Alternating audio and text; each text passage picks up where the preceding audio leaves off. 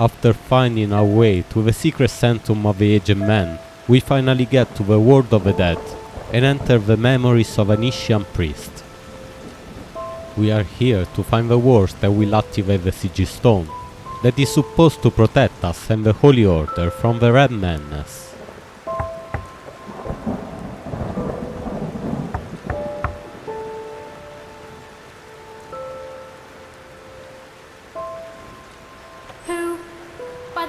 Being, you! I thought you were dead. Jakal. He betrayed us. They're all dead. What? Yes, but it doesn't matter. We have to get away from here. His armies, they're everywhere, and they're killing everyone. What about Lilanya? Is she alright? Yes, she's asleep. But where do you want to go? Come on, get inside. We'll talk about it there. Our brother, he's here too. He arrived last night. Kumar? I thought he was up north. He was, yes. But he rode back when he heard about the siege. He wants to help defend the city. He will be angry when he finds out that you fled, you know? Staying would have been suicide. He would understand.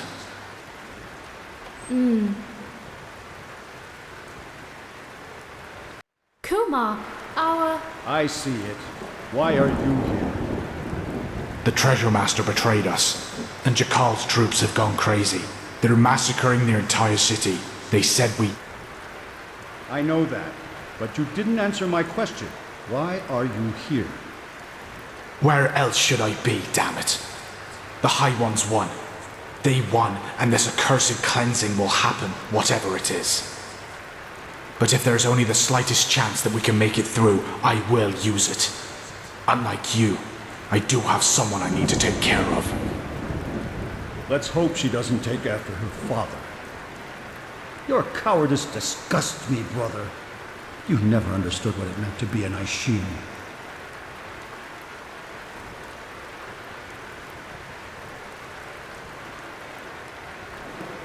I knew that would happen.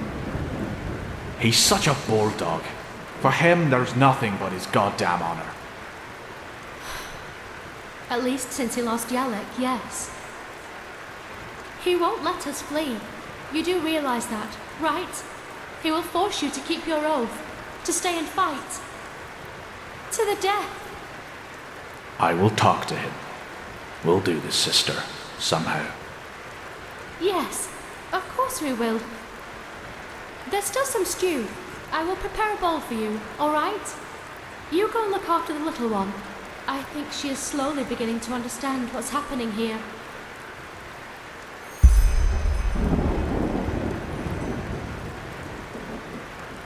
Did you get it all?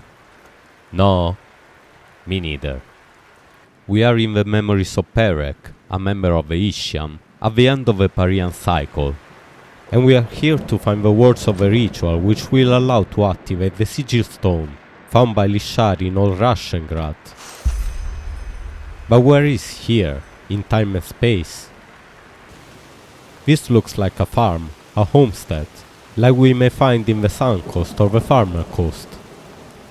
A peculiar rock could help us identify the specific location in modern Enderal, but I did not see it anywhere yet. Whose house is this? It seems the family estate, and Zura is our sister, but is she also the mother of Lilania? I'm not sure. You! I thought you were dead. You. I'm your brother, back from the dead. Give me a hug by the highest being. The summary of this quest also calls Zura sister, and nothing else. Apparently the Pyrean was an Ishyian called Parek, who tried to save his family from the civil war, which was started by General Jackal. But before he could bring his sister and daughter to safety, Jackal's army attacked the farm and killed Parek. However, this seems to be our house too. The bedroom where our daughter is resting also has a double bed, and there are no other beds. The table is set for 4, and no one else is expected. So although I see no passion in our interaction, not even the ashes of one, I think Zura is our companion. We could explore the family gossip further, but I think it confirms incest was more than okay for the Pyreans, and we have pressing concerns. Go and get Parek. We're leaving. Leaving? But you heard him. The city is lost. Well, isn't that good timing? I have been thinking, and I have decided that I will not let my only brother die as a deserter. We will ride to the city at first light and help with the defense. That's not going to happen. I told you that. Zura and I will take Lilania and flee to the north. Come with us or don't, but you will not get in our way. Period. Period. Thank the highest being that we're family. Just thank the highest. Kill them! Kill them all! Oh, by the name of the sun, do something, Parek. Keep them out of here.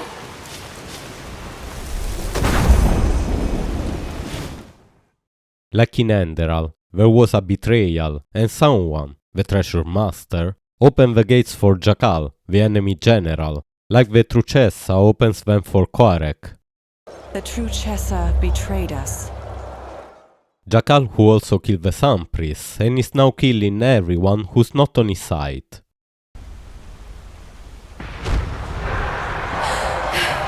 He has betrayed us! Jackal opened the gates and now they're killing everyone! The temple! Retreat to the You temple! had a choice, and you've chosen ignorance. Now pay the price.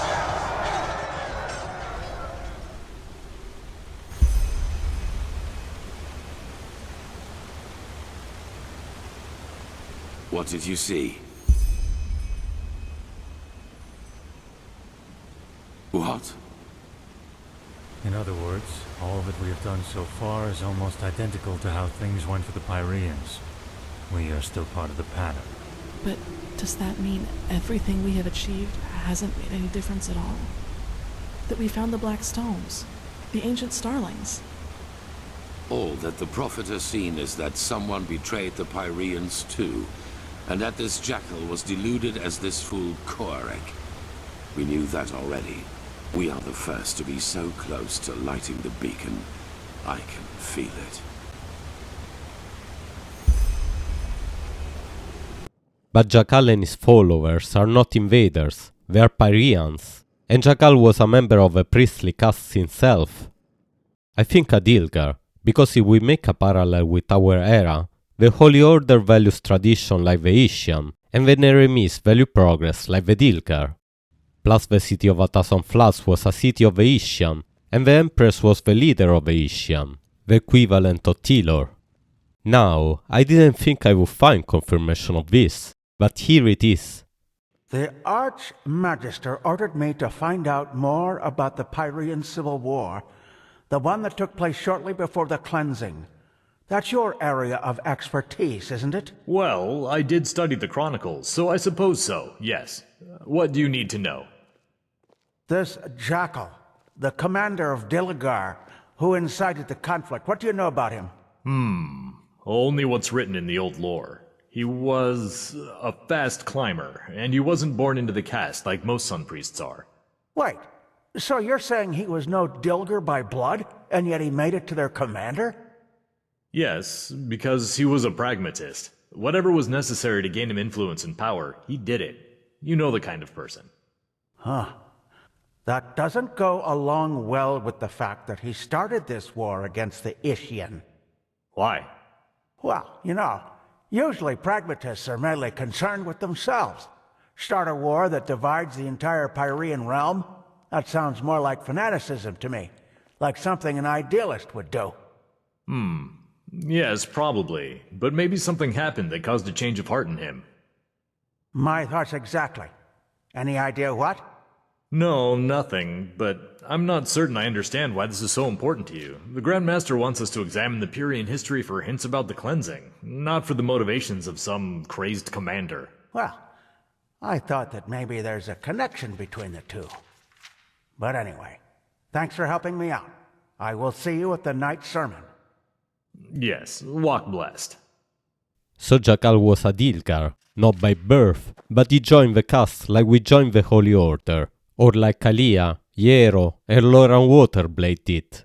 One detail, however, still puzzles me. Jackal. He betrayed us. They're all dead.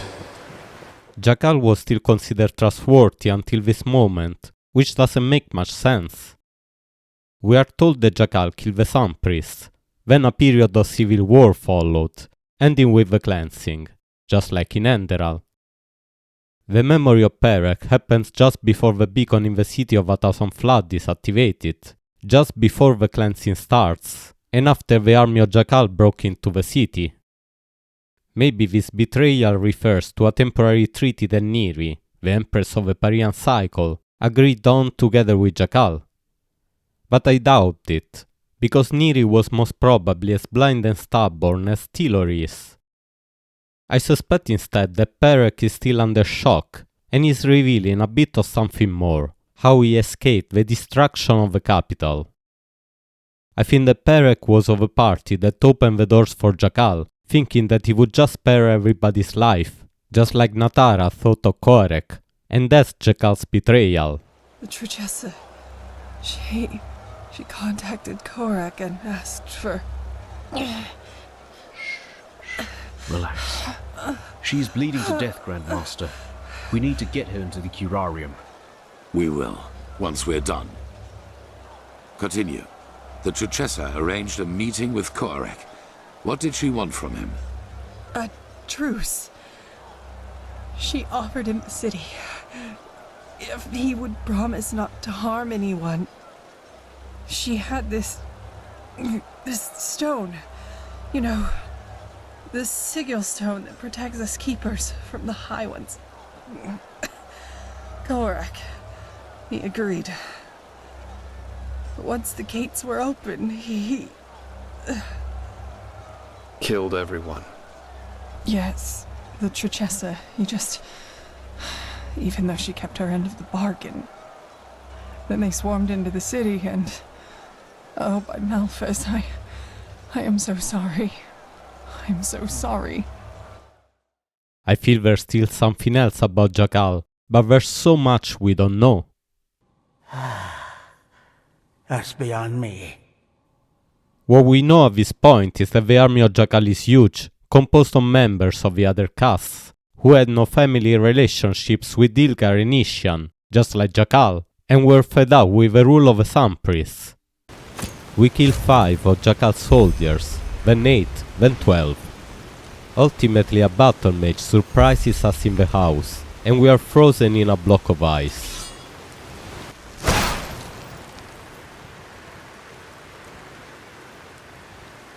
Do you really think you can stop us? For every one of us you kill, a dozen more will come.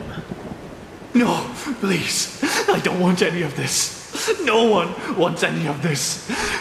Just let us go. I have a daughter.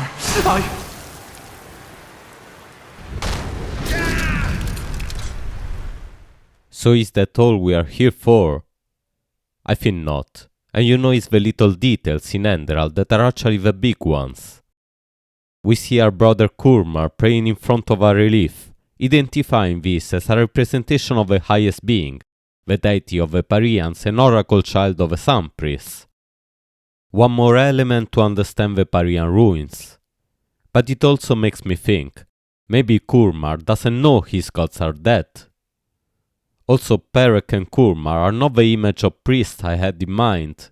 They are more holy warriors like the keepers of the order. And just like in the Holy Order, there were different ranks inside each caste, and their members had to pass trials to reach the higher rank. You? Out of all the goddamn people in this goddamn land, you were the last person I expected to see here. Well, congratulations. Though I don't have the slightest idea what good getting wasted on weird droge can possibly do. Nightshade elixir isn't just some weird droga. It's a centuries-old recipe that was already being used by the first vassals. Maybe you should have known that before judging our traditions. Well, now I do. There's a very interesting ruin called Old Soltiris, found between Old Yogos and the Powder Mines, both Ishyian ruins. But this is Dilgar, as we read in Minia's letter, found inside a house in Duneville. The letter talks of a family heirloom from the time when Minia's family was an important one. But why would that be in Old Soltiris and how a keeper from Ark knows this location is quite a mystery. According to the keeper from Ark, the heirloom is guarded in the ruin of a temple of Edilgar named Old Soltiris. It is located in the northeastern Powder Desert, near the Powder Mines. They say you had to solve 3 tasks to get in the last chamber. The Order is planning an excavation there soon, supposedly they are dealing with this mental illness. I'm not sure how it can be of help to search Pyrean ruins, but the doors are still sealed. That's why it is important that I go there immediately. I'll call you as soon as there is news. I leave a second key, in case you want to meet me there. Minias. The mission starts, and we make our way into one of the most remote corners of the Powder Desert. This was one of the places the Holy Order planned on exploring, but they never got to it. A pity, because what we see suggests that Old Soltiris was an important site. First, the giant Pyrean face carved in the mountain. Second, the rests of a colonnade or another structure once marking the entrance to the site. And third, various stone rings laying on the ground, just like the rings we noticed inside the grace path. The site also presents some unusual huts, possibly housing for the workers of the nearby powder mines. What seems to be an Ishyian complex, by the way. As we enter Old Soltiris, we find a key and a magical note.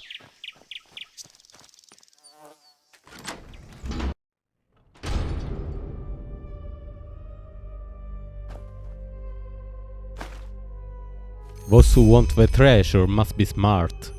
Mark my words, you can return once you start it. Solve 3 tricky riddles in the chambers of this complex, and the treasure will be yours. First riddle: eastward incessantly. Second riddle: touch the one who watches the sky. Third riddle: those who proceed without hesitation will find the light. 3 riddles leading to the treasure. That's interesting. And what a fascinating little place is Old Soltiris. We proceed to the first room by touching a Pyrean face that's emanating sunlight and teleports us to the doors.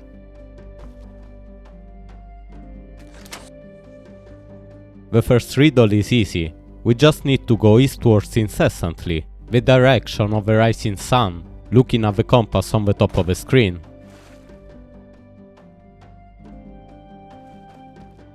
The rooms we pass through look the same, except for the central decoration, and each contains 8 doors, double the cardinal points.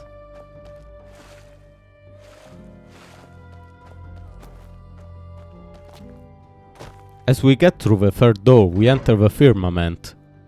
The riddle here is trickier. Touch the one who watches the sky.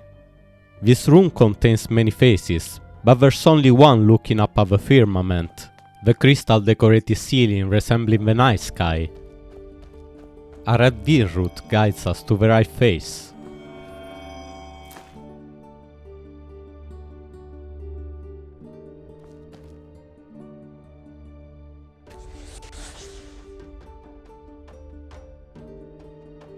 The key we need for the next door is in a vase, but the surprise is we've been teleported to the ceiling, and we are now upside down looking at the floor. What were the Dilgar thinking? What is this trial? Trying to make us change perspective?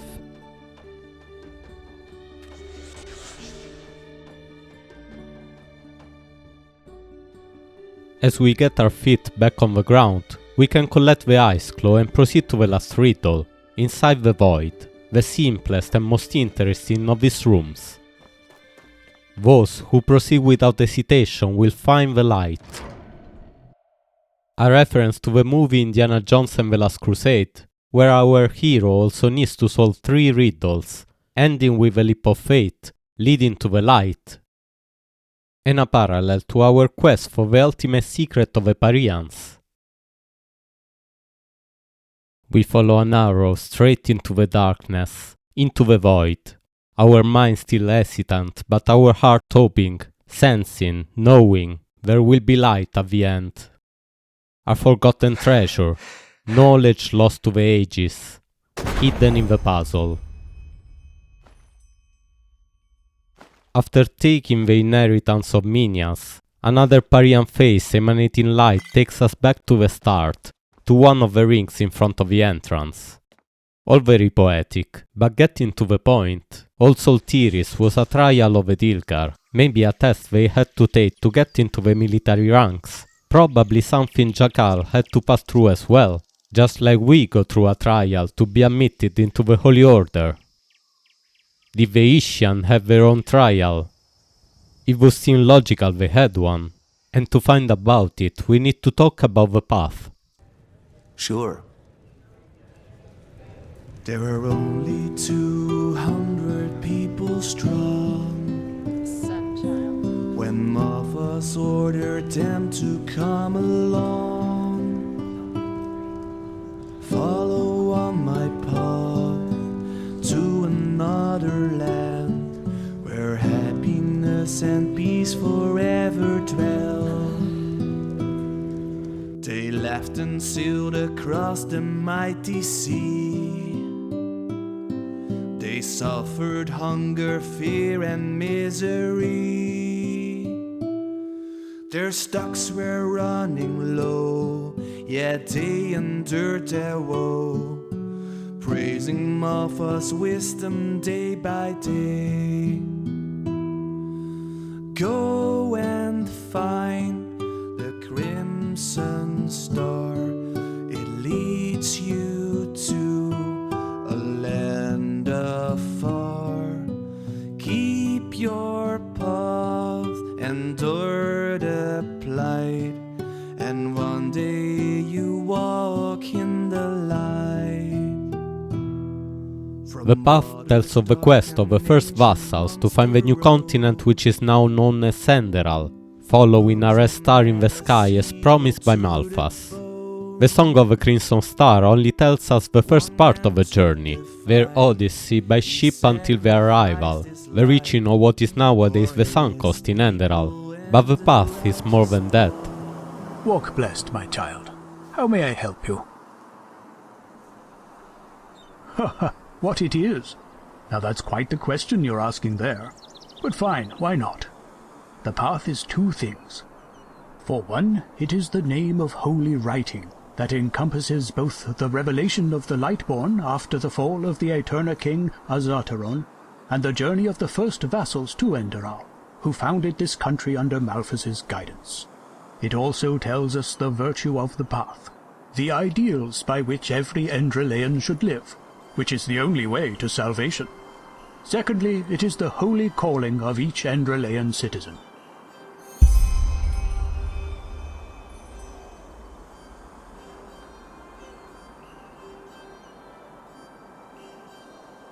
Yes, Enderal was, other than countries such as Nerim, Kira, or wherever you come from, an uncharted land. It was Malphus himself who showed a young couple, Selna and Keteron, and their followers the way to Enderal. But it would take far too long to recite that entire tale, and I doubt you have that much time. If you are interested in their journey, I suggest you read The Path. It is good for the soul anyway, even for an outlander. And so we shall do. We read in The Path how Keteron sacrifices his life to defeat a sea monster, revealing himself as a magic user, a shock for the rest of the vassals since magic had officially disappeared with Asataron. But his wife Selna is quick to declare magic a gift of the gods that can be used for good or bad, and to proclaim Keteron the first martyr of a new faith. Selna will later become the first Truchessa of the Holy Order, and their son Dagis the first Grand Master. The Path reveals many little secrets, if we can read between the lines embellished with miracles and religiosity. Tom 8 tells of the months after their arrival, when the vassals first started exploring Enderal, and they made an unexpected discovery. Verse 61. For one more moon the vassals explored the new lands. Marvelous was this land gifted by Malphas for them to colonize. Deep green woods full of life covered the hills. Animals of unknown species carried through the thicket, and lakes and rivers were full of nutritious fish. However, the land they had to explore was large, and Selna knew they required a sanctuary as a starting point for their exploration, while they searched for an appropriate location for the new capital. In an ancient forest, full of knotted trees whose rustling leaves reminded them of whispering, they made a discovery. And it was at this moment that Selna thrust her spade into the ground to erect the first palisade of her outpost, that Malphas sent her a divine revelation. Enderal, the land of 1,000 leaves. This would be the name of a new kingdom, which shall outlast the millennia. This magnificent moment would be known as the Groundbreaking, and the chroniclers name the second moon of the new year after it. The Groundbreaking. With her sword, Selna breaks the ground around the ritual site to build a palisade for the first foothold. And in that moment she is inspired to call the new continent Enderal, the land of 1,000 leaves. Here it is, the first foothold. This is where Malphas's vassals erected their first camp, so behave yourselves accordingly. You too, prodigy. I don't think it would make Jorek happy to point out that the ritual site is actually an Ishyian ruin, and that the potion he gives us to make us confront our inner demons is actually an Ishyian potion, the trial of the Ishyian. Not the same potion used for the bindings, the final effects are very different, but this one also seems to detach the mind in a similar way. Not enough to say it's an Ishyian potion, but Jorek just told us that this is where the first vassals, the pioneers that discovered Enderal and founded Ark, erected their first camp, their first foothold on Enderal. At that time, 4,000 years before the events of Enderal, the Whisperwood wasn't like it is now. It wasn't infected by toxic mushrooms that increase arcane fever. It was already a whispering forest, but much more welcoming than the current version. The first vassals found the Ishyian ruins of the ritual site in this peaceful, enchanting place, and made it their camp. But that's not what the verse says, does it? In an ancient forest they made a discovery. The first vassals set foot for the first time on the Sun Coast, and they must have encountered other Pyrean ruins before they found the ritual site. Plus Pyrrha was a global empire, so they probably knew Pyrean ruins from back home, wherever that was. The discovery wasn't some old stones in a forest, Enderal is full of them. The discovery was the recipe for Nightshade Elixir. Nightshade Elixir isn't just some weird droga. It's a centuries-old recipe that was already being used by the first vassals. And by the Ishyian before them. The reason why we were brought to this place for the ritual is that the first vassals found and used the potion here for the first time. There are many more surprising points of contact between the culture of the Pyreans and that of modern Enderal, like the streets being Pyrean, and most of the statues we see around, and something else I've been hinting about. I don't think the Dark is built on top of a city of 1,000 flats. I think the Dark is the city of 1,000 flats, and what we see kilometers down below is only the ancient nucleus of it, the Holy Sanctum. We don't know how long did the age of the Sun Priest last, but I suspect longer than the age of the Lightborn, enough for the city to grow larger than we think. Many of the Pyrean ruins reach way above the ground, telling us that the level of the Pyrean Empire at the time of the cleansing was mostly the same of modern Enderal, and not kilometers deep underground. When the first vassals arrived in Enderal, and then in the area of Ark, they found a green, fertile region, and a natural strategical position. But they also found ruins of a previous civilization, covered in soil deposited for millennia and overgrown vegetation. What seemed at first just a green cliff at the base of the King's Mountain revealed more and more as they started digging to build their own city. Walk blessed. This is what we can read about it in the Path. Tom 9, The Fundament. Verse 65. The vassals, overwhelmed by the land's prosperity and vastness, had difficulties finding a location to build their new capital. Where could they cultivate their crops, raise their children, and build a society which could turn path abiding into a felicitous future under Malpha's protection? That is when Selna exclaimed to the Lightborn, Malphas, show us the site. Where should we build the temple in homage to you with a city around it? Verse 66. And Malphas answered, Do you see the rocky cliff projecting over the countryside amidst the heartland? This shall be the site of my temple. Pile up stone on stone and you will build a structure which will grant you protection and illumination for all time. The vassals were startled, for they were not many, had only a few tools, and the cliff was high and steep. Yet Selna comforted them, and so they began to mine the first rocks, and brought them to the summit of the cliff. The vassals are working on the foundations of the Sun Temple, the base on which the Emporium, Chronicum and the other buildings are sitting on. An enormous task, for they are few and with inadequate tools, but during the night a solid foundation appears out of nowhere. Verse 68. As they awoke the very next morning, they caught sight of an almost shoulder-high wall, which enclosed the whole plateau and depicted the outline of a magnificent building. Euphoric, they rushed to work, knowing full well that they were only worthy of divine assistance in the construction of the temple if they were to exert all their strength during the day. And so the cornerstone for this new city was laid, and the 4th month of the year was named the Fundament. Verse 69. The Sun Temple grew due to men's arduous diligence and the incomprehensible help of the divine hand. However, as the remaining vassals came to the heartland and laid eyes on the enormous building, they were struck with fear. We are supposed to build a city here? In the shadow of this cliff, the tremendous temple makes the rock unstable already, even though it is unfinished.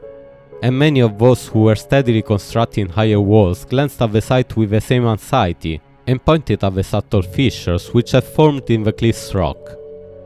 Many of the vassals are skeptical and decide to build the farms away from the unstable-looking rock, despite the constant encouragement of Selna and the miraculous foundation. Verse 71. And so it happened that only a small fraction of vassals remained to finish the Sun Temple. Disregarding the rock creaking under the weight of the temple, they continued their arduous labor tirelessly. However, as they awoke the morning after the completion of the temple's framework, they cast their eyes upon something marvelous. The shapeless, brittle rock of the cliff had become a gigantic stone statue of Malphas, which carried the burden of the temple's weight on its mighty shoulders. It was a blissful sight, and in shame and reverence even the skeptics came from the hinterlands and clustered around the masterpiece to behold the wonder. Verse 72. That is when the voice of the Lightborn resonated thunderously. Malphas himself spoke from within the stone figure. Here, vassals, you have all walked my path, and explored and colonized this land. You all are and will remain path-abiding, but only those who trust in my words, and build this temple without fear or hesitation are worthy of living in its glory, and being closer to me. You are the stout, the dauntless, the sublimes. You shall carry the title Dal before your name, as will your descendants, to always remember your fearless, enormous deed. A gigantic statue of Malphas appears carrying the foundation of the temple, and the vassals come back to live around it, but only the ones who did not doubt and kept building are rewarded with the title of Sublimes, and the right to live close to the temple in the second best sunny spot of a new city. But the soil around the cliff is dry and barren, until a third miracle happens. Verse 74. However, as the new farms were built on the dry earth surrounding the city, a rumble sounded one evening from above. In the midst of the temple's court, a rock shattered and a well released clear, delightful water, which spread through canals and whose significance was not immediately understood. Unstoppable, the water poured towards the rim of the temple and off the cliff. It spread all over the land and rendered it more fertile than the rest of Enderal's regions. The river was named Larxis, the life-giver, by the vassals, and as it carved its way through the still young land and the hinterlands, the clouds opened and revealed a shimmering, golden full moon, whose light danced upon the surface of the divine river. From that day onward, the 5th month of the year has been called the Golden Moon. In essence, the base for the Sun Temple, the foundation that keeps it up, including the statue of Malphas, was built in 1 month. An impossible feat, but Malphas helped with 3 miracles, if we believe that. It seems to me more plausible that once the vassals started removing the dirt accumulated for millennia, under the soft terrain they found not just rock but solid Pyrean foundations. They managed to unclog the Pyrean pipes and let water run again. And maybe they also found a giant Pyrean statue under the vegetation, one that they readapted to look like Malphas. I know, pure heresy. But what is in a name? Not the Temple of Malphas, or the Temple of the Seven, but the Temple of the Sun. And I cannot help but notice that the Holy Order and Veralata both chose the same symbol for their religions, the all-seeing eye of the sun, a symbol that, and I have absolutely no proof to say this, they probably found in the Pyrean ruins where they established their religion in the first place. By the name of the sun, this is fascinating. But I suppose I should have seen it coming. However, the sun is a generic symbol for the divine. What makes Arc Pyrean, or Ishyian I should say, is the small details that reveal how the vassals reused statues, decorations and the stones on the ancient buildings they discovered as construction material to build their own city. And in the big details, like the Sun Temple having a tunnel that brings inside the Undercity, in itself the giant ruin of an Ishyian city, and the rest of Ishyian streets and towers we find under the Sun Temple, accessible through Hieros Tower. The miracles of Malphas do very little to explain those. Now Tylor tells us that the Forbidden Tunnel itself was built by the Holy Order, just after the Blood Moon riots. Probably. I will make it short. There's a set of tunnels throughout the King's Mountain on which this temple was built, and they lead all the way down into the Undercity. They were built to release poison gas into the entire cave system. And that's where we can see how deep the original foundation really goes. But it seems to me what the Order did is just place a wooden platform to reach a pre-existing water conduit, and remove the dirt that was obstructing it. And though the walls of the foundations do not much look Pyrean, the water conduits we pass inside and that we see on the walls do. And the walls themselves are standing on a Pyrean surface, and this was a surprise for me, not an Ishyian, but a Dilgar flooring. Because the rest of the Pyrean details we see in Ark are Ishyian, like the streets themselves, of course repaired and built upon over and over during 4000 years, and connected by modern pathways, but the ancient Ishyian stones are still visible wherever the streets break up, especially around water. The only other Dilgar detail I could find is the decoration of the canals that the path says appeared with the waters of the river Larxis. Maybe the Sun Temple was a mix of both styles, like the Sanctuary of the Grey Spot in the Golden Forest. Maybe they were both an attempt by the Sun Priest to reunite their people under one unique culture and faith again. But enough with the maybes, so many people just talk, says Kalia, and I like facts. The Noble's Quarter is the oldest in Ark after the Sun Temple, as the Sublimes got to choose the best spot. In the southern quarter we can see that the walls of the Noble's Quarter reach deep in the rock, as there are windows on the left of the waterfall of the river Larxes. And I think this place wasn't that different in Pyrean times. In the best, most researched spot of the Noble's Quarter, we find the state of the most ancient family of the Dalmercer, just where the water falls down from the Noble's Quarter. A place we get to visit with Esme and, well, Duncan, during the quest hour marked on this world. Oh, for heck's sake, I'm Duncan. And I'm not a Sublime, you got that right. I'm from the Undercity. Now, there would be so much to say about this quest, but what I'm interested in this time is the Pyrean element. The structure of Dalmercer's estate is Ishyian, as we can see from the outside, in the arches and columns composing the entrance. This is even more evident if we use console commands to take a peek from the other side of the door, revealing the typical structure of semicircular arches supported by groups of 4 round columns. However, the same corridor appears very different when we enter. The ancient floor is covered with wooden planks, and the columns with modern stone. Actually not so modern, the columns are the same we see in the Sun Temple, and the tiles that appear in a corner of the house and continue all the way inside the basement, just as the columns themselves, are the same tiles we see inside the buildings of the Sun Temple. I think that this house is 4,000 years old, that it was built at the same time if not shortly after the Sun Temple, and that it shows us in a direct way how the ancient Pyrean structures have been adapted by the first vassals, and how the different layers of thousands and thousands of years contribute to the look of art today. The real Ishyian nature of the Enderalian capital. And inside this most ancient Ishyian basement we find a shrine of the Veiled Woman. Shrine. I don't like this. Let's look around. The bones of this house are Ishyian, while its skin, the tiles, walls and decorations of the columns are from the time of the vassals. But the shrine itself is an original Ishyian, and what we find in the house leads us to a second Ishyian ruin, that of Castle Blickstar, in the Dark Valley. And this castle is full of statues of the Veiled Woman, one right at the entrance, opposite some Pyrean rubble, then a small one in what seems to be the pantry, and a large one in the inner courtyard. Another statue of this woman. Who is she? Some kind of goddess? Oh Esme, I think she really is. And the strange story we are about to hear seems to confirm it. The story of the Golden City of Kadath.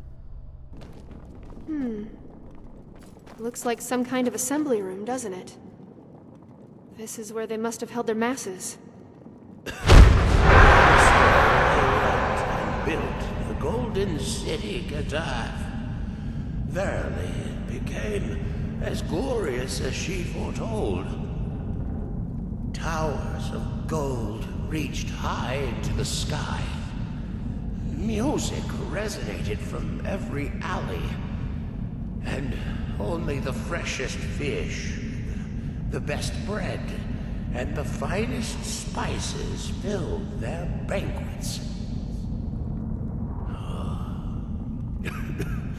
Decades passed, centuries. But the more time went by, the more a certain sadness took hold of the Kadathers. The meals filled their bellies, but the dining gave them no pleasure. They dressed in the noblest of garments, but they did not smile at their beauty. No, all they could think of was the hollowness of their lives. What was there to fight for if the world was free of blemish? What value had pleasure if it was there in abundance? Why live if there was no death? All of these thoughts loomed above them like a blanket of black clouds. They then...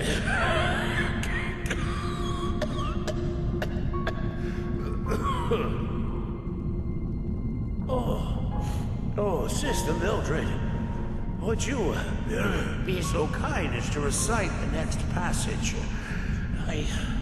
I need some rest. Of course, brother.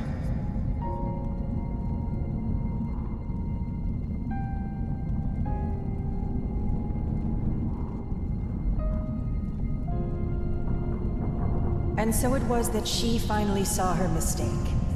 Man was not made for eternal bliss. Only when enjoyed in brief moments would he appreciate it, contrasted with the heartaches of his brief life. And so she smote Kadath. Acid rained from the skies, winds brought plagues, and the earth itself opened and devoured the golden towers and the cities of Kadath into an abyss of fire. And it was there, on the embers of this once so glorious city, that she created the new order. She created hatred. She created pride. She gave birth to fear. She gave birth to suffering. And she created the cycle, and with it, hope. The seed had been sown. Is this a legend, or is this true? It happened again, didn't it? What did you see? And in the world of Enderal, is there even a difference between the two? According to the book the 7 people in grey robes are reading, the 7 grey recruited by the veiled woman herself, she created the cycle to bring hope. Always sunny makes a desert, so she created pain and suffering, pride and fear, for humanity to earn their happiness, to strive so that they would thrive. I'm not sure what to think, but the 7 Grey seem to believe in this story, apart maybe from Tara, the former companion of Esme whom we are looking for in this quest. The 7 Grey seem to know much more about the Veiled Woman than we do, and their trail leads us to a third Ishyian ruin, the one of Old Ishmartep. What seems to be an ancient temple of the Veiled Woman. What the...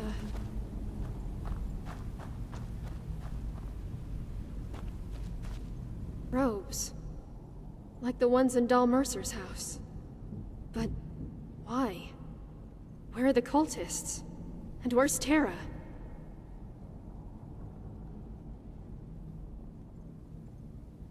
Without their robes? Don't be ridiculous. We need to have a look around. Come on. 7 bloody rags. That's all we find under the looming statue of a veiled woman. And when we touch the statue... Shh. We all know that feeling. Everything is going to be all right. Fear is a phantasm conjured by our own mind. You are afraid of a pain that won't come. She promised. Tara! Child. Mistress, we... You are afraid, are you not? Yes. What is it that you fear? I don't know. Death? You are afraid of dying. But that is not what will happen. None of you will. On the contrary. You will become part of something greater. Death is man's purpose. In the face of time, his life is but a flicker. No more than the batting of an eyelash. And his existence is pointless. Born to die, in a world revolving around the same vices, the same mistakes, the same personalities, trapped in an endless cycle. You, however, you are different. You are prepared to give your spark for something greater than yourself. You are on the verge of doing something meaningful, something real. Meaningful to you. We are sacrificing ourselves so that you can live. You believe that I need your spark to exist, but you err. I do exist with or without you. And if you refuse, Terra, then this is how it shall be. You are not here because I forced your hand. You never were. You are here because, for once in your life, you want to do something with purpose. Something that matters. Your souls are too frail for peace, and stagnation poisons your minds. I am the watcher of the game. I have been for eons, since the beginning of time, when from darkness came light. I do not judge. I do not feel. I merely preserve the underpinnings of your world. Then it will always continue like that. Eternal conflict, eternal cycles. The prospect of this saddens you, but you misunderstand. In every desert, there's a black grain of sand among a billion others. What do you mean? Every battle is a new chance. Nobody knows if man will ever overcome his nature, but one day he might. But until that day arrives, she needs to do what she does, else this world would drown in chaos. And this is our purpose, Terra, don't you see? To give her a part of our essence so that she can wander this world. You can go and be yet another meaningless drop of water in the stream of existence, or you can do something that matters. The choice is yours. Esme is not gonna like this. And I know it all seems very confusing, but we are still on an archaeological questline, and we didn't learn all those notions for nothing, so let's take a step back.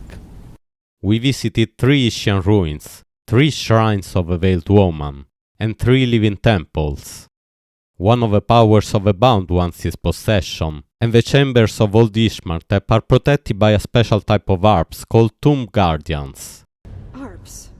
That's strange. So that's an easy one. They are controlled by the Bound One. Castle Bleakstar won't surprise anyone. It has a very dark history, but how we know it's a living temple is connected to Dalmercer's estate. Strange place, really. Do you feel it too? This tickling? Let's get out of here as soon as we can. In a moment, Esme. The tickling is just one hint. What? What by the 7 was that? Huh. Then this Dalmercer was an arcanist? That's unsettling. Yes, Dalmercer was a phasmalist and he created these apparitions, but who's summoning them?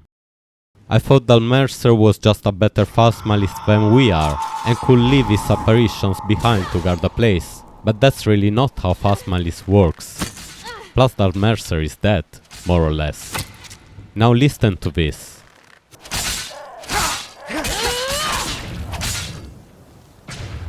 That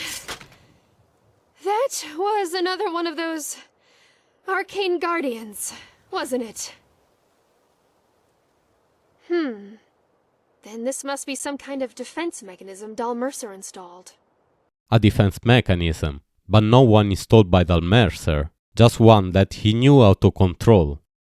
The powers of the Bound Ones are many and treacherous, and more than we suspect. Whatever. Let's go search those bodies for a key. Wait, do you hear that? Castle Dalgalar is another Ishyian ruin protected by a Bound One, the defense mechanism that reanimates the dead at a risk that we take, but also the one creating magical anomalies.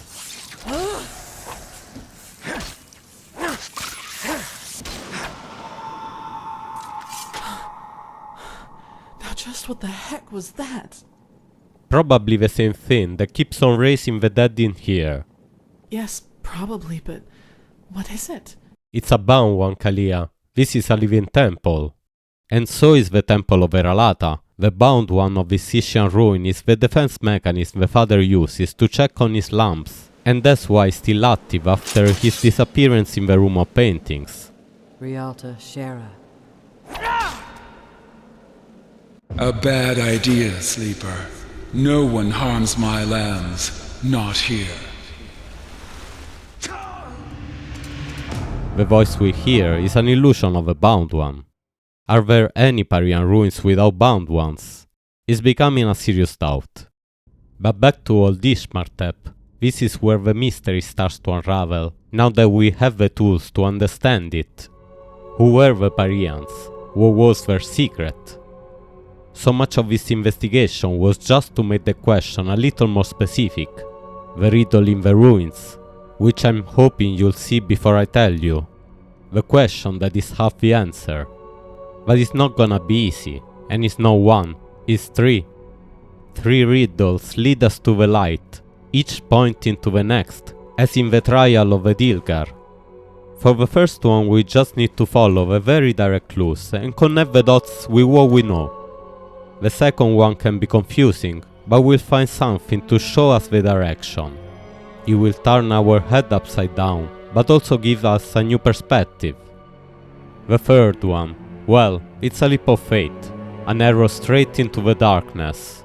But if we take the step, we'll see the light. I led them to the light. Alone. Very dangerous, I know, so let's be careful and try not to get blinded. We have seen statues of the Veiled Woman before in Mystery number 3, in places I call secret ceremonial hideouts of the Black Libra. And although I still suspect some of them are, like the places visited by Tara and Dalmercer, I can see now is not the case for the statue near the destroyed Abbey in Talgard, nor for the crypt of the Golden Sickle. These places are Ishyian ruins, or built on top of them. These statues are Ishyian. There is another little Ishyian living temple in the Heartlands, Thur, now occupied by wild mages.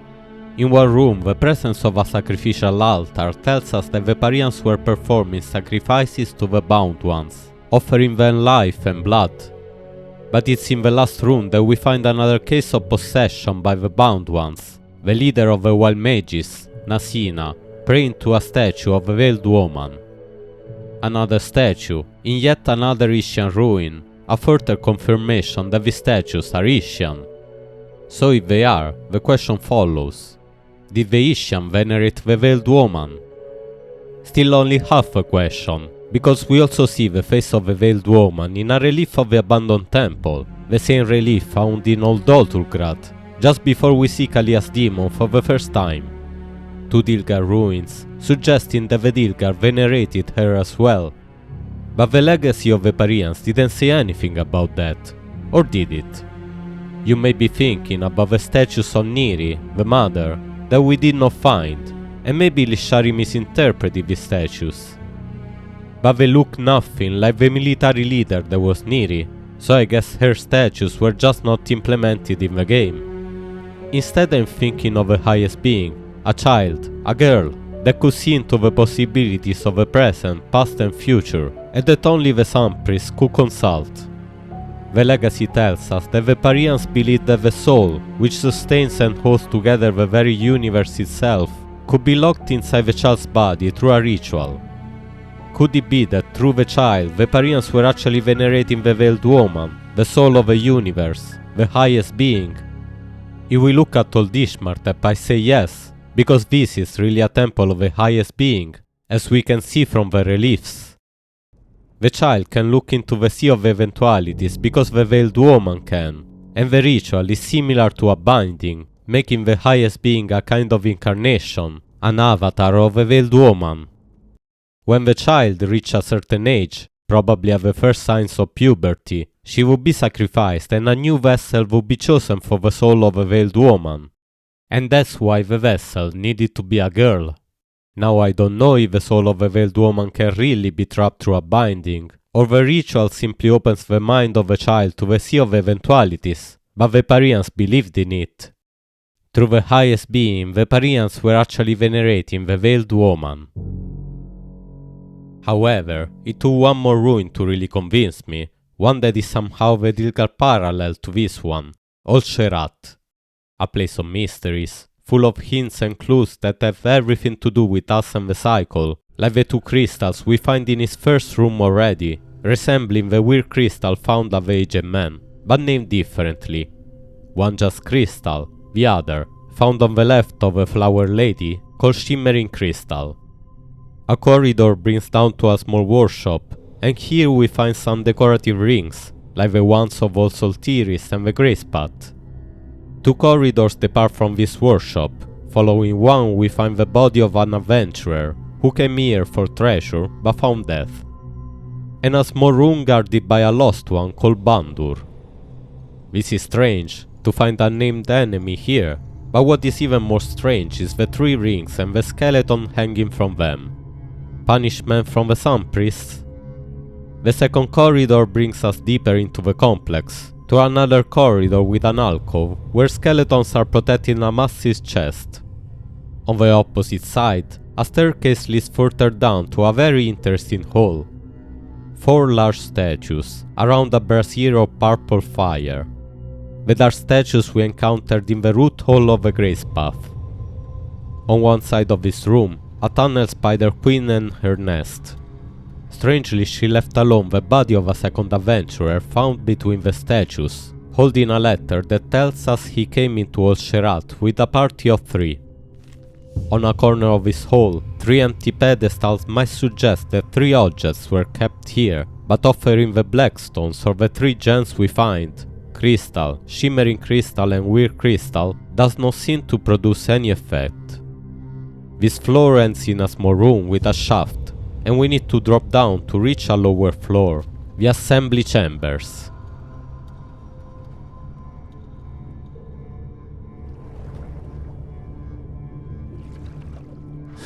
We fall into a flooded room still in typical Dirga style, and through a hole in the wall we swim into what looks like a cave, where we find the body of a third adventurer.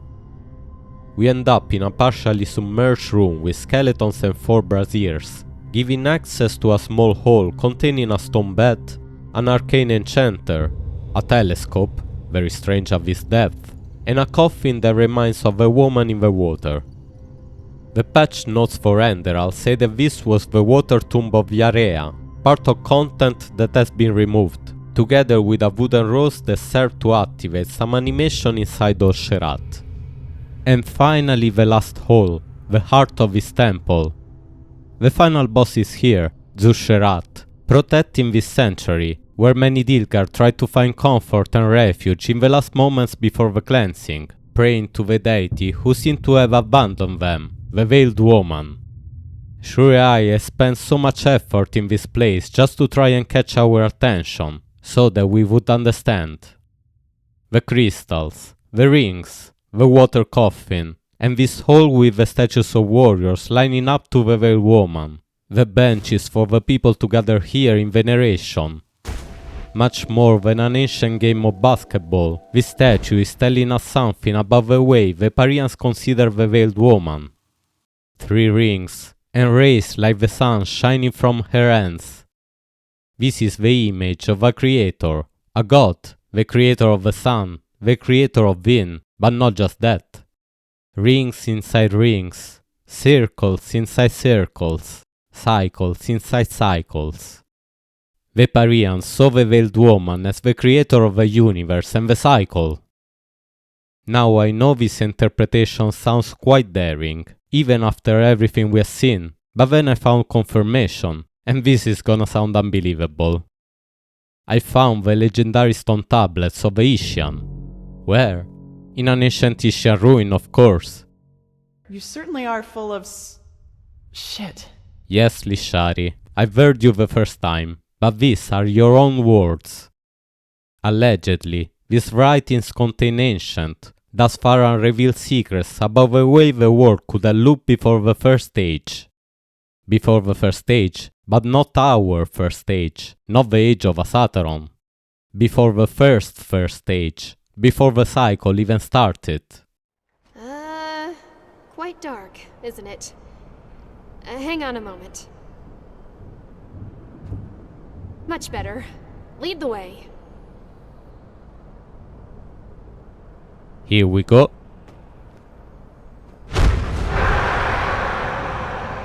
Marius, greetings. Is this her? The seventh? Yes. Welcome, sister. You have no idea how happy I am to see you. Thanks. Follow me. Nadan will read from the tablets soon. The tablets. Soon. Are you okay? Why did you stop? Another vision, Esme, of unbearable proportions. Huh? What did they say? Did you hear? Yes, reading from the tablets. Tablets? Probably some kind of sermon. Either way, we should push on. With a bit of luck, Terra and the others are still here. They are not, but let's push on. The legend of the Golden City of Kadath is a Pyrean story from the Ishyian stone tablets. The story of a time before the first cycle, of the creation of time and ages by the Veiled Woman. The Ishyian maybe found this story in the ruins of the civilizations before them, or through their oracle, the highest being, who's possessed by the spirit of the Veiled Woman. But where did Dalmercer find the tablets? We know now that the Seven Grey have exceeding familiarity with Ishyian ruins. Even more, Dalmercer lives inside one, hosting a bound one that Dalmercer uses as his own personal home security system. Maybe he found the tablets right there. But we also know that Dalmercer is a member of the Black Libra, and not only him, his family has been for generations. Dalmercer is a sublime. His ancestors were part of the first vassals. They were between the few of the 200 that survived the Odyssey by sea to find Enderal, and trusted in Malphas until the end to deliver on his promise. Their reward was becoming sublimes, getting Verdal in the surname, and selecting the best location for their own manor, their own sunny spot in the Noble's Quarter. And what did they choose? The darkest, most private corner, on the ruins of an Ishyian temple. And instead of removing the clearly pagan, sacrilegious idol, they keep it there in their basement, in its original position, generation after generation, for 4,000 years. Not what one would expect from the path-abiding people of this holy city. So maybe Dalmercer got the legendary stone tablets of the Ishyian and the Book of Kadath from the Black Libra. Or maybe they were always in Dalmercer family, but it seems to me that the 2 points are actually the same. Which brings us back to Old Ishmartep. The ritual the Seven Grey are performing, their sacrifice, is the same ritual that Jalil Tannerson performs in the Room of Paintings. It's not easy to notice, but Dalmercer, the only one between the seven, is carrying a knife that the power of the Echo and Console commands show as a rune dagger. Looking at the amount of blood on their grey robes, it's not difficult to imagine what happened. Like the Butcher of Ark, one by one they slice their own throat to show the sacrifice is their own choice, their own free will. But the Seven Grey are not sacrificing all of their soul, they're only giving a part of their energy to the Veiled Woman. And this is our purpose, Terra, don't you see? To give her a part of our essence so that she can wander this world. A part of our essence. So what about the rest of their essence, their soul? Where does it go? Are they dead? You are afraid of dying. But that is not what will happen. None of you will. On the contrary. You will become part of something greater. Part of something greater. All along, the Veiled Woman has been manipulating the odds to push people towards transcendence. Which means that Tara is not really gone after all. Maybe she's here in this room at this very moment. As a transcendent master. I need to go. This is too much. This is just too much. And here I hope that might at least bring Esme some form of consolation, but it is really too much for anyone. All of this is insane. But it's really not me, it's Enderal, and I was dumbfounded to discover that my also clever questions were not mine at all. We're still puppets, collecting the crumbles left by Shurei on the path already laid for us, which is reassuring in a way. At the end of the Black Libra mystery I share some points, questions that seem logical but might have felt idle.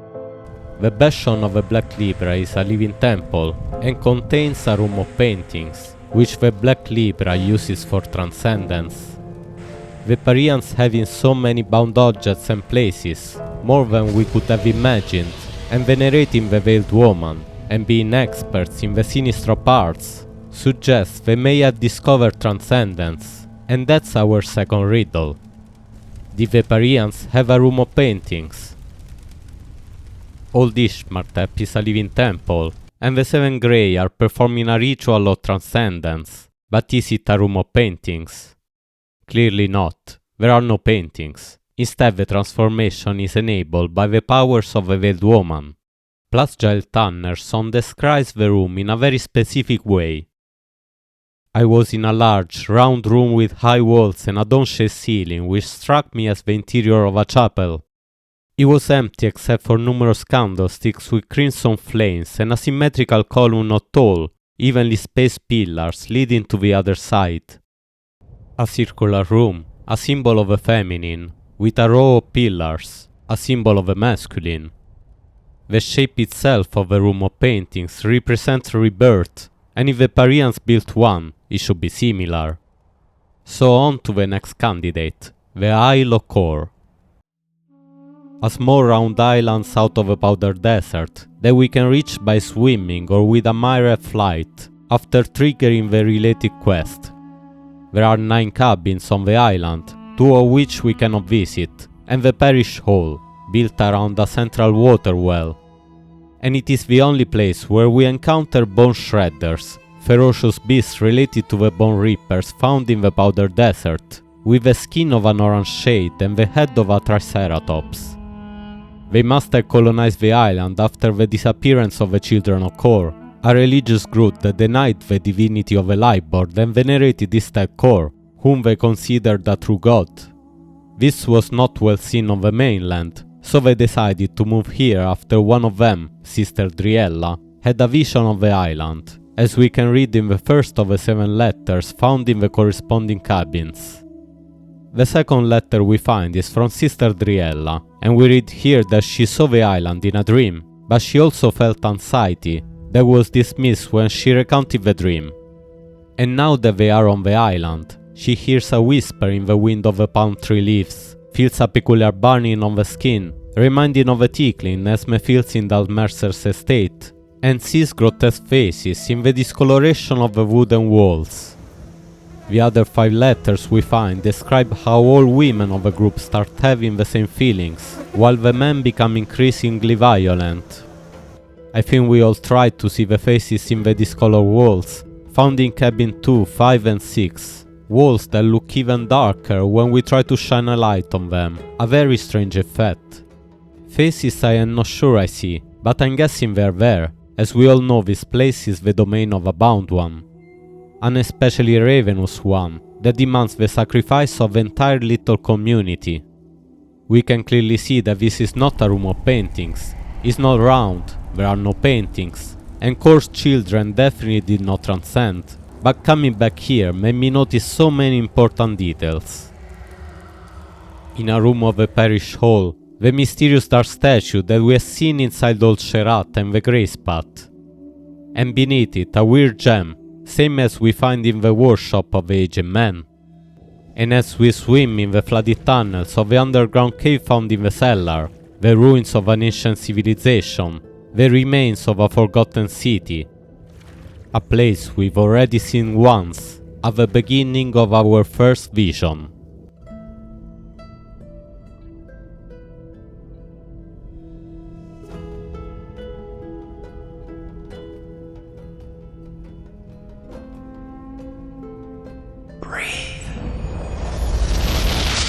Well, this is awkward.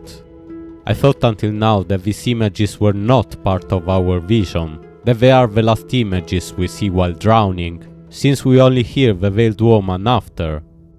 Which would mean our body should be here, under the Isle of Kor. But now that I see this is the place, it makes little sense that we would end up in this flooded cave, and still alive if only for some moments. And the only human remains we find, apart from some children of Kopp that didn't survive a dive, are those of a skeleton, definitely not us nor Sirius. So I guess the images are part of our vision, but what do they mean? With the help of console commands and some brightening, we can have a better look at these ruins, and what a discovery! A little square, with an ancient well surrounded by peculiar buildings. The statue of Clavicus Vile, which in Enderal symbolizes the path to transcendence, knowing yourself, and a statue of death, a bigger model of a statue found in Silvercrow. The ugly statues, that to be honest I think represent knowledge of a cycle. And look at the buildings. What I thought would be just another Pyrean ruin is definitely not Ishyian nor Dilgar, nor in the architectural style of the giants or the ancient starlings. This was the city of an even more ancient civilization, the most ancient we encountered in Enderal, the same that built the old temple of the Black Libra, the fire people of the aged men. And I think the question stands, if the Pyreans found the ruins of the fire people and possibly learned their Ishyian techniques from them, and maybe more, like the veneration of the veiled woman, and the ritual to create a holy child, her oracle. It's important to notice that the Pyreans did not find the old temple. There is no Pyrean building sitting on top of it, nor any of the usual Pyrean decorations, nor even a loose stone that could look Pyrean. But the empire of the aged men, just like the Pyrean Empire, was a worldwide empire, and it's improbable the Pyreans did not find at least some of the ruins. The demonic statue found in the cave is nothing like the Pyrean statues. It's clearly something from the fire people, but the walls around it, the decorations, just in this space above the water, could look Ishyian. I don't think they are. Their stones are much too regular compared to the Ishyian ones of the Wild Mage camp. I think that the Ishyian took some inspiration from the ruins of the fire people, but I don't believe their culture comes from the fire people, not in the way the Dilgar learned their techniques from the ancient starlings.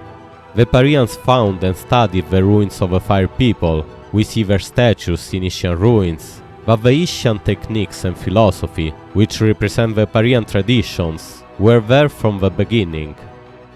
There is a fundamental difference between the living temples of the Pyreans and the ones of the fire people.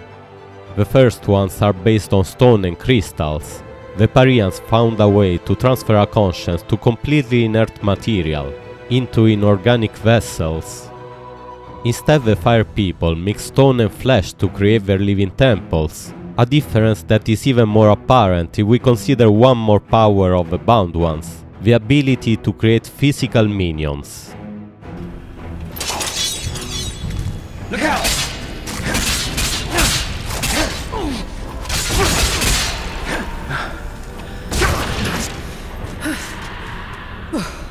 This just keeps on getting worse. What in the blazes is this place? Well, at least we now know it's not just illusions we're up against. The perversions, the flesh puppets of the old temple, are a material creation of the bound one. While in the crystal forest, a sensory organ for the living temple, we are attacked by crystal elementals, created by the Pyrean bound one. There are no crystals in the old temple, nor on the Isle of Kopp, but the Isle of Kopp also does not have the nightmare of flesh that we see inside the old temple. I think the bound one of the Isle of Kopp, just like most of the others, has only recently reawakened with the death of a Lightborn. It's starved, it's hungry, and whatever flesh it had was consumed in the millennia. Whoever sent the dream to the children of Kopp, and it wasn't the bound one because their influence is limited, was delivering a meal to the temple. My money is on the Transcendent Masters, but I don't know. What I find interesting is that the old temple and the ruins of the Isle of Kopp are not so deep underground as we would expect, and that holds for all other civilizations we discovered. Old Atolis is an Ishyian ruin that was earlier a palace of the giants, that was earlier a building of the ancient starlings. and the Pyrean ruins are generally at the same level of the modern Enderalian buildings. Each civilization just takes the place of the previous one, and the so-called City of 1,000 Floods and the Workshop of the Black Guardian are the exception, giving us the false impression that the more ancient a civilization is, the deeper its ruins. So why is the ancient core of the City of 1,000 Floods so deep underground? We know that the Empire of the Giants was swept away by a catastrophe, something that affected the surface and destroyed their cities. It follows that the ancestors of the Pyreans took refuge underground, and that is where their new empire started. When the situation calmed down and they started expanding, they simply built on the surface as everybody else, excluding of course the tunnel system of the undertrains. All very fascinating, enough to lose ourselves, but going back to our riddle, the Isle of Core is not a room of paintings, and definitely not Pyrean. What we are looking for is in Fogville. Blasted blistering blazes! What the heck took you so long? We've been waiting for ages. But you only just... What matters now is that we find the gem that opens the temple doors. You two take care of that. I'll go ahead to the temple and inspect the gate. Any questions? No? Then beat it. It helps to know what something looks like if you're supposed to find it. At least that's what I've been told. I already told you that. A small, red gem. If it's around here somewhere, and I'm quite certain it is, you should maybe search for it at the village treasury. Now get going. I'll see you at the temple. And lo and behold, from one crazy mission into the other. The Living Temple. Whew. I never thought I'd get to see it up close. I suggest you take a look at the town hall. I'll browse the rest of the village. Just call me if you find something. I'll be there, Jespar. We're not missing that talk. We come to Fogville to find the sigil stone of the Living Temple, a key to activate this Bridge of Light. And we find Fogville in total ruin, siege machines all around it, rams and assault towers, the place abandoned.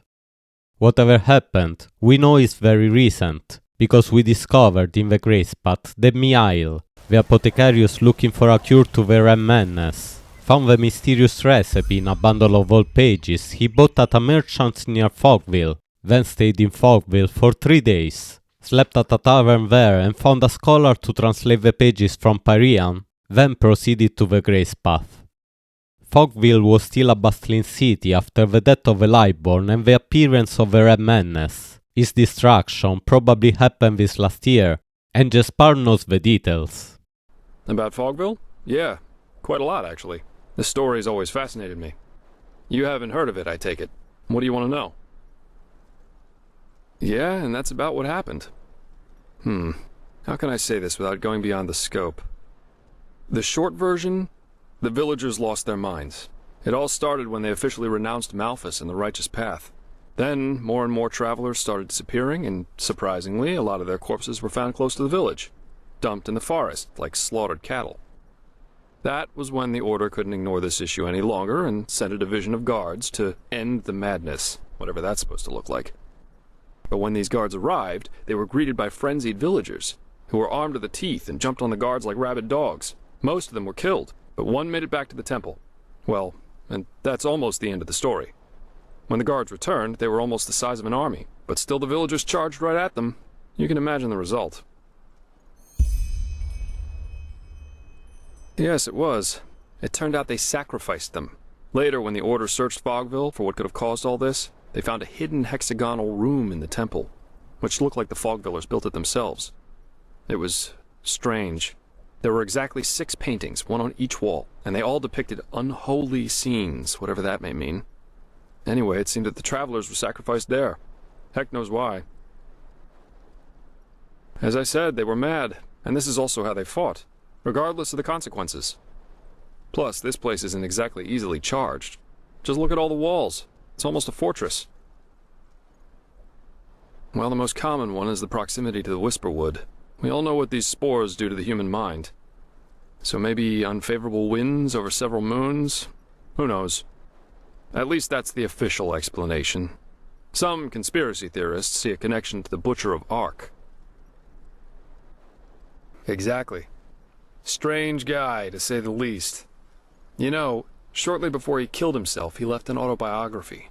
And even though the Order officially forbids owning it, there are collectors who established an entire cult around that Tanderson character. There's a lot of speculation going on about this entire myth, and some of it's quite bizarre and morbid, if you ask me. Anyway. Keep your chin up. A room of paintings, not circular but close enough, and possessed citizens sacrificing to his bound one. Here in Fogville, a Pyrean, six-sided room of paintings. Why Pyrean? Because as we know now, the cities of Enderal are built on top of Pyrean ruins, all of them. And here the problem, there are no Pyrean ruins around Fogville, nothing that even raises some doubt. I've been repeating that the streets of Enderal are Pyrean, but not the ones of the cliff of Fogville.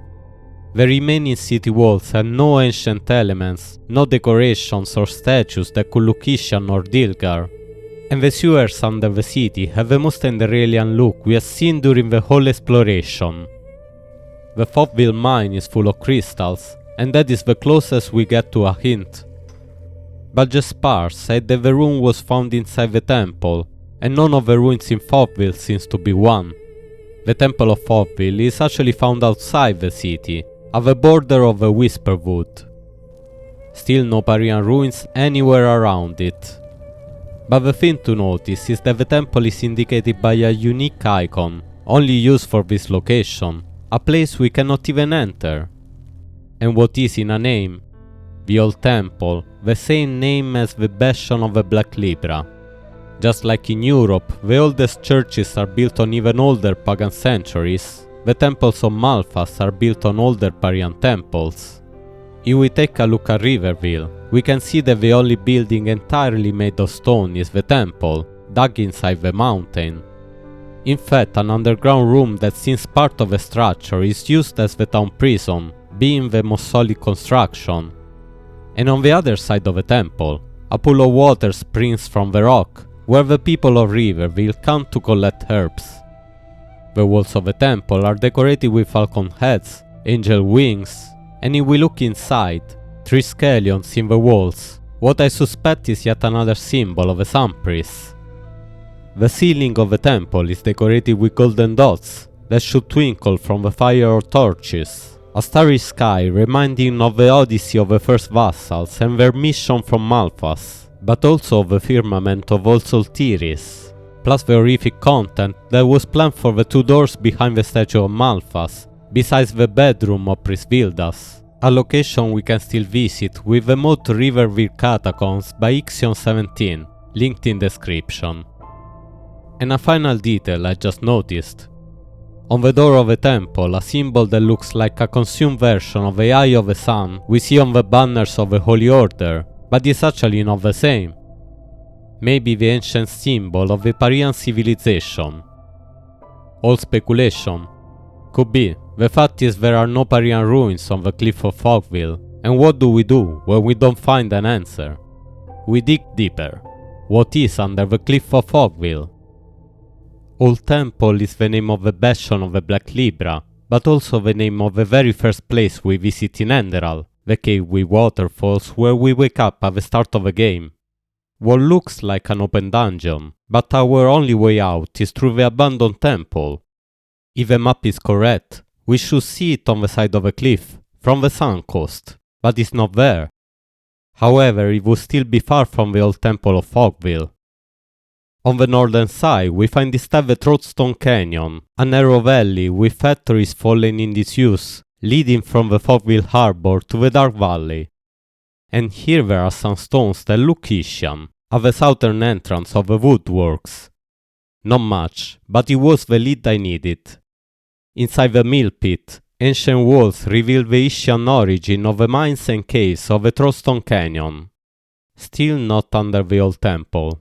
The real clue is inside the Throatstone Manufactory. This is the place we visit to retrieve the painting of Rhys during the quest attaching effigy. Rhys is a witch hunter that was planning to kill Andrasta Braveblood, a gifted painter living in the Dark Valley, who is secretly killing her own rich clients. In turn, Andrasta trapped him into a painting, in a sort of temporary binding, as Rhys can still talk to us. But this is just a distraction from the real binding in this place, as we can read in the notes of Baldur, the leader of the Croco bandits occupying the factory. At the next full moon we will transport the shipment through the old port of Fogville. Just like that, we should be gone before the steel crabs come back. I have the apprehension that the weird ruin we had discovered will rather draw their interest. Reputedly, they have been exploring places like that for some time now, even if they don't allow trespassing them. I instructed the men and women to avoid the ruin. The ruin is strange. It's almost as if something living will watch us. The bandits are mining the place for valuable minerals, but found an ancient Pyrean ruin, inhabited by a bound one. A ruin that roughly rests under the old temple of Fogville. The ruins of any other civilization should be at the same level or slightly lower than the Pyrean ruins, so the room mentioned by Jespar should be a Pyrean room of paintings. But I wasn't totally convinced. I needed more information. 2 rooms of paintings in Enderal, built by 2 different civilizations, the Pyreans and the Fire People. Could there be somewhere a third one? There's a very undiscussed story in Enderal called Account of an Unknown Traveler, quite a long one, divided in 3 books. It recounts the expedition of a group of Enderalians that in 4023, 4000 years before the events of Enderal, sailed to the Lap Sea in search of some fabled islands that the fishermen call Skaragg, the local word for bones. The islands are rumored to be inhabited by a population of savages who often attack the fishermen, all dressed in bones, from which the name. After 3 months on the sea, the adventurers managed to find the islands, but only after 3 days of exploring the hinterlands they are captured by a group of wildlings and brought to their village. Long story short, one by one they are taken to a cave from which they don't come back. The author of the diary, the only one to survive the expedition, manages at some point to sneak unseen into the cave. He went deep into the rock. My torches were able to brighten my way through the tunnel. There were not many branches in the cave. Most of the time the way was straight but rough. Some bifurcations led to dead ends or into shafts that were too tight to advance further. Again and again faint moonlight shone through small fractures in the rock. My search for truth led me on until the stones became more slippery. The sound of dripping water became ubiquitous with time. In the end, the path gave way to a circular chamber with a large hole in the ceiling. Moonlight flooded the room. Roots of plants grew inside via the opening of the chamber. Slowly, I felt my way down over steps, into a sink with a base made of smooth stones. In the center of the chamber was a round altar, radiated by the moon. I had expected a place of sacrifice like this and braced myself on finding bloodstains and the last remnants of my comrades. But there was nothing of both. The altar was clean, not even a smell of mildew and rotting flesh. The entire chamber was filled with tension, as if something strange were in the air, a force that was not of natural origin. Fear spread through my limbs. I took my courage in both hands and explored the sacrificial chamber. There was nothing remarkable to discover, except for paintings that stretched across the walls of the entire round. When I looked closer, I realized that they had been made with a kind of oil paint. The procedure was, as opposed to the traditional, primitive paintings of the Skaragg culture, completely different. It was clear and penetrating. What I saw on the walls did not fit their simple murals. The contents of the images were of such cruelty and so grotesque that I am unable to put it into words. What I found was deeply disturbing. Animals copulating with human counterparts in reproductive rites. Indescribably brutal executions. And that was not all by far. The paintings culminated in the middle of the end wall in a large painting. I remember the feeling that came over me very well. My body refused to consider the painting. He refused with vehemence, for he knew that what would I see would change me. I forced it to. In the painting, I beheld several people in between the hands of a deity with 5 animal heads, suffering, having opened their mouths to scream. When I regarded it closer, I discovered the face of one of my companions among the tormented, as if someone had torn it directly from his skull and put it on the rock. With growing horror, I found more faces resembling those of my kidnapped companions so closely it sent shivers down my spine. I saw Vard, the insufferable sailor, and our leader Skaragg. They were all in the painting, as if they had already been there for centuries. The images put me into an abyss of fear. In the cave, it was worse than during the battle. Even now, I suffer of inexplicable fear that makes me cry when I think of it. I can neither understand nor explain. All I know is that these drawings deprive me of any self-control. Frozen with fear as I was, they forced me to raise my spear against me. They enticed me to put an end to my life, to kill myself by my own hand. To my amazement, the spearhead was trembling right under my throat as I managed to escape. Can paintings drive a person to kill themselves? This is not possible. They're only pictures, only simple drawings, created by a cruel hand. Nothing has become clearer. The cave caused more questions than before, and my nightmares are horribly worsened by this discovery. A Skaragg room of paintings, and the malevolent presence of a bound one enticing the explorer to take his own life. Different in style than the ones we encountered, and style is the key to understand them. A round room of paintings with pillars and a dome-shaped ceiling for the fire people. A circular cave with an altar in the middle and a hole in the ceiling for the Skaragg, the bone people. And a hexagonal room, like the section of a crystal, for the Pyreans. The solution to our second riddle. Now, what does it even mean that the Pyreans had a room of paintings? Enderal uses parallel situations to set up expectations only to later break them, but the differences are not there just to disorient, they are there to help us understand. There are direct links between the Pyreans and the Black Libra, enough to make us suspect that maybe the secret of the Pyreans is that they created the Black Libra. But we solved the mystery already, and the Pyreans having their own room of paintings, as well as the Skaragg, tells us that again the situation goes much beyond any first impression. Ugh, damn it! Does this never end?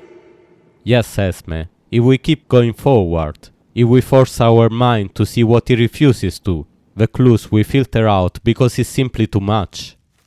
The legacy of the Pyreans tells us that the Black Libra was active during the Pyrean age, hidden from society, just as it happens in Enderal. Just a theory in a book, but a book that is the base for our investigation.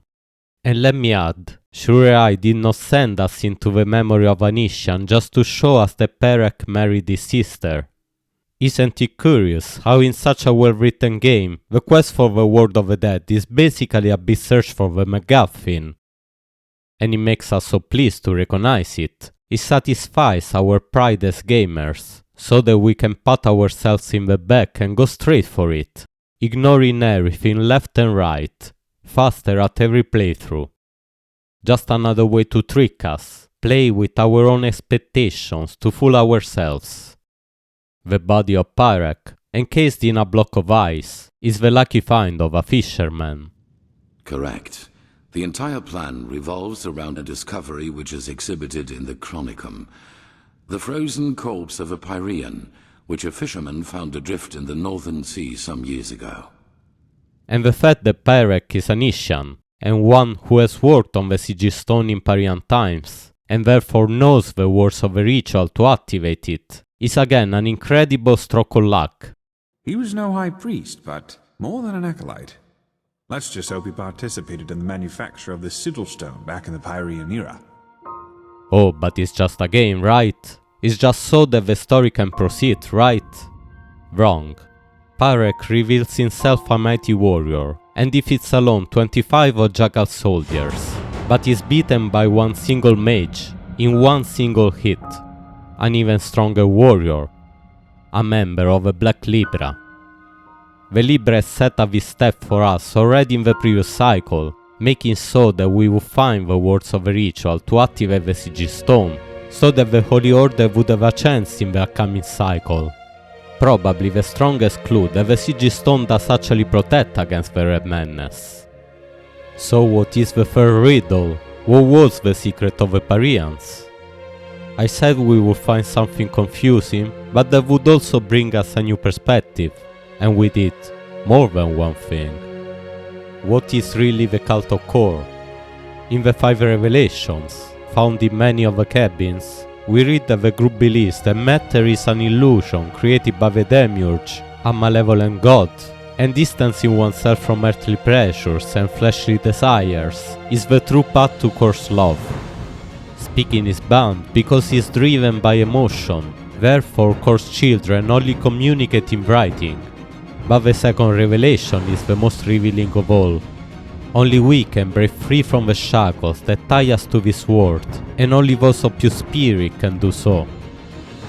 The doctrine of Core is a cult of transcendence, just like the Ralata, just like the Black Libra, and as I'm trying to demonstrate, just like the Pyreans. Now isn't it interesting how the statues of Core, weird busts that give us experience points and emit a strange sound when we touch them, are the portrayal of a veiled divinity, and the bust in the 6th cabin is also wearing a mask. Core is just another name for the veiled woman, a deity that has revealed herself to different people at different points in history, each time being called a different name. Now that Core is a failed cult of transcendence, they do not really understand the world of Vin and pay highly for it. But what about the Skaragg? Lishari is 1/4 Skaragg, but even she doesn't say much about them. Wow. Finally, someone who says it up front. Yeah, I've got some Skaragg blood in me, though comparably little in regards to how much it shows. The Skaragg we know so little about, but a group of which we can find peacefully living inside the Pyrean ruin, one resembling the description of a Skaragg room of paintings, but it is not. There are again no paintings, but a place that is the home of a bound one. Not Nessa, of course she's a bound one as well, as one of the 3 children who survived the ordeal of a father.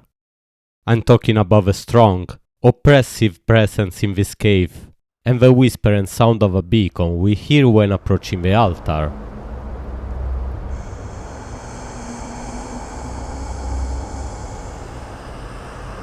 The Skaragg know about the bound ones, especially the Witcher, a kind of shaman. And that's why they didn't attack Nessa, and why they don't seem to have lost their mind in the presence of a bound one. I think they're respectfully keeping their distance, mainly because of the ending of the account of an unknown traveler, which I strongly recommend you to check out. The mysterious Skaragg, who on their islands have a room of paintings. The Skaragg, whose society is a matriarchy, led by born readers, witches who claim to be in contact with the dead through wild magic, which means they speak with the transcendent masters. The Skaragg who follow the visions of a deity called the Great Spirit.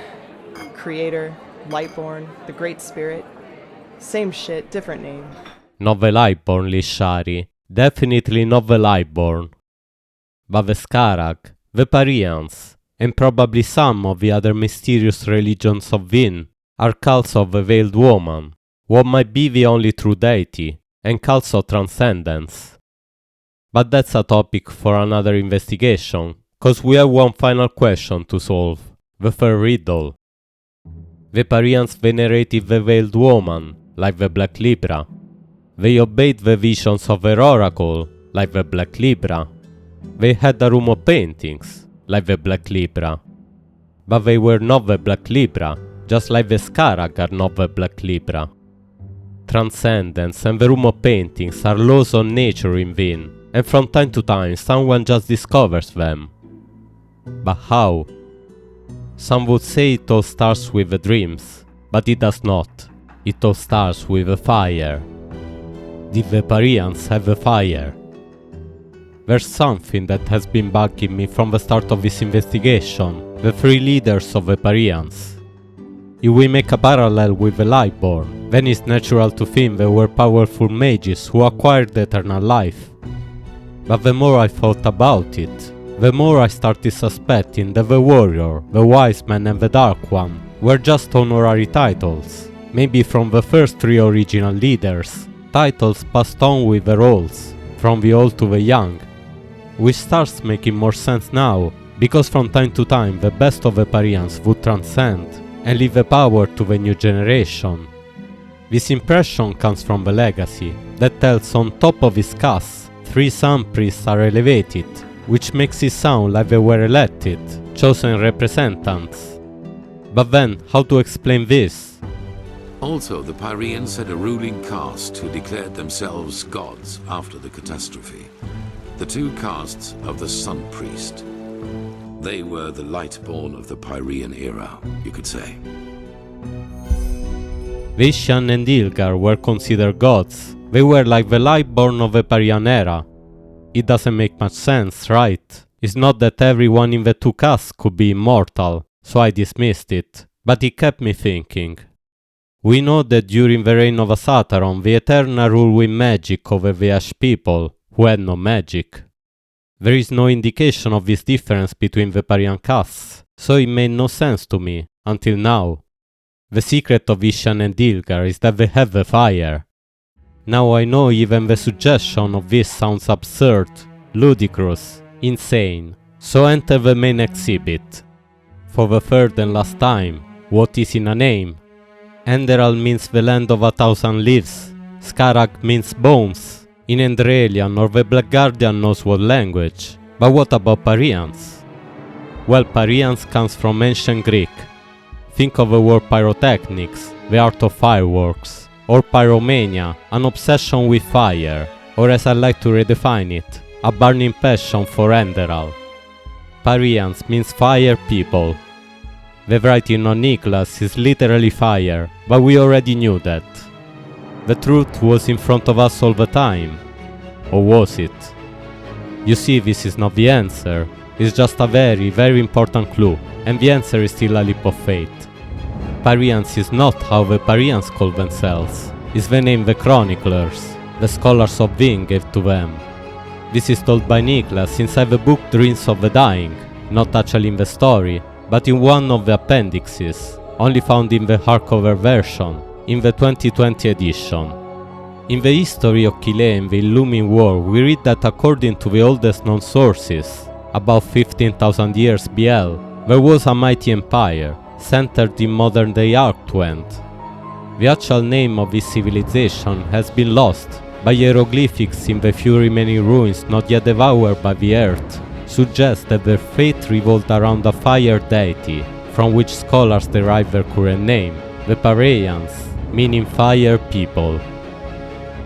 Dreams of the Dying is not Enderal, but Nicolas added this line for us, so that we could connect the dots. A hint about the nature of a veiled woman, a deity born of fire, as in the reliefs of the old temple of the Black Libra. Of course, this is a representation of a holy child, the oracle of the Black Libra and what she represents. In the temple built by the civilization created by the aged man, the original fire people, the ancestors, so to say, of the current Black Libra. But we were talking about the Pyreans, and the reliefs of the highest being found in the Ishyian ruins, representations of the Dedra Vermina from Skyrim, do not match the description. It took me this finding to notice that the same relief of a fire deity, on the same pillars, is also used in Pyrean buildings, to represent the highest being, in many locations. It could be remains from the time of the fire people, but no matter the origin, the Pyreans utilize this representation as their own. Reliefs of the highest being, of a veiled woman, are everywhere, in the style of the fire people, in Ishyian style, and in Ilgar style as well, again a deity born out of fire. Now this does not tell us if the Pyreans had the fire, but it gives us a chance to clarify the situation. Different groups and cultures arrive to the notion of creating a holy child through a ritual, a young girl becoming a vessel for the veiled woman, a deity the Pyreans call the highest being. The Pyreans kept their holy child in a part of a living temple where only the three sun priests could enter, because her knowledge of the past, present and future was too important, too dangerous, and so she was protected by a powerful bound one. The bound ones themselves cannot see into the future. That would have given access to the visions to everyone with knowledge of the bindings, like the Ishyian High Priest. The Holy Child is really a girl, made into an oracle of the Veiled Woman through a ritual repeated every 10 years or so, because the girl gets sacrificed as soon as she reaches puberty, something that weakens her connection with the Veiled Woman. And the visions of the Holy Child come from the Veiled Woman, or at least so the people believe. Visions that I compare to the echo of the future, but I think now they are more like our first vision of the abandoned temple. A confused mix of images of a possible past, since it didn't happen, and voices of a possible future, since it didn't happen yet. A true glance on the sea of eventualities. That's why the dreams of the Holy Child need to be interpreted by the priests, and any interpretation is prone to errors. But I do still believe the Pyreans had the fire, the same fire Jael and Kalian had. After all, Parek did marry his sister. That's a strange tradition, recognized incest, isn't it? A tradition that must have been born at the beginning of the Pyrean age, when the ancestors of the Pyreans took refuge underground from the cataclysm that was destroying the reign of the giants, and founded the city of 1,000 floods. We can imagine they were not many, but they were the fiercest, the ones who survived.